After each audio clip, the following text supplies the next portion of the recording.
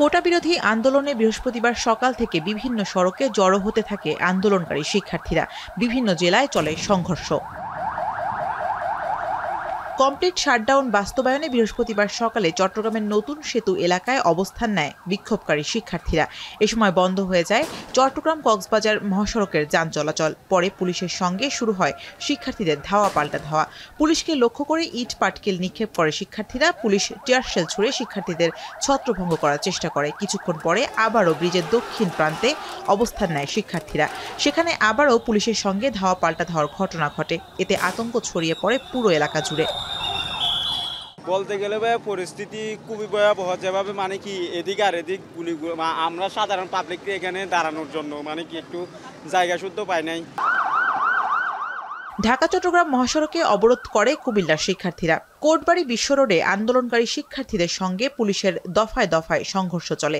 এতে আহত হয় অর্ধশতাধিক। এছাড়া ঢাকা চট্টগ্রাম রেলপথের কুমিল্লার ব্রাহ্মণপাড়া শশীদল রেল স্টেশন অবরোধ করে চালানো হয় ভাঙচুর, যাতে আটকা পড়ে বেশ কয়েকটি ট্রেন।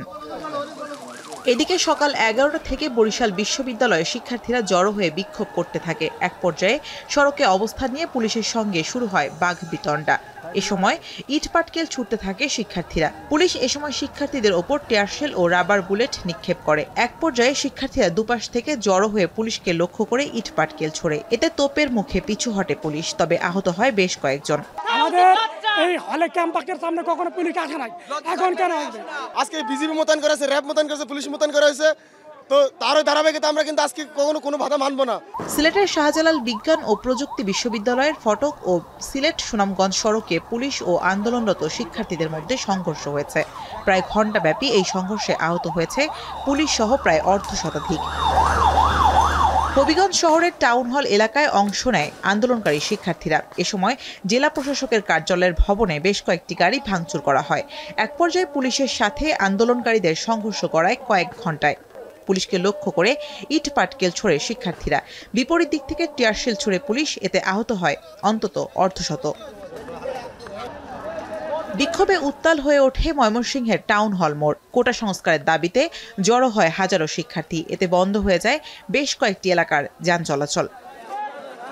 পূর্ব ঘোষণা অনুযায়ী সড়কে অবস্থান নেয় নরসিংদীর শিক্ষার্থীরাও। এ সময় শিক্ষার্থীদের সঙ্গে দফায় দফায় সংঘর্ষ হয় পুলিশের। এতে তাহমিদ তামিম নামে এক স্কুল শিক্ষার্থী নিহত হয়েছে। এদিকে কোটা সংস্কারের দাবিতে সকাল থেকে বগুড়া সাতমাথা জেলা স্কুলের সামনে জড়ো হতে থাকে শিক্ষার্থীরা। এ সময় পুলিশের সঙ্গে শিক্ষার্থীদের দফায় দফায় ধাওয়া পাল্টা ধাওয়ার ঘটনা ঘটে। এতে আহত হয়েছে অন্তত অর্ধশতাধিক। এছাড়া মানিকগঞ্জে কোটা সংস্কার আন্দোলনকারী শিক্ষার্থীদের সঙ্গে ছাত্রলীগ ও যুবলীগের সংঘর্ষ হয়। পরে পরিস্থিতি নিয়ন্ত্রণে টিয়ার গ্যাস ছোড়ে পুলিশ। এদিকে নাটোরের কানাইখালীতে আন্দোলনকারীদের সঙ্গে পুলিশের ধাওয়া পাল্টা ধাওয়ার ঘটনা ঘটেছে। শামীমা রহমান শাম্মী, এখন। শিয়া বাটার ও ভিটামিন ই সমৃদ্ধ lily glam beauty soap. Lily, always beautiful.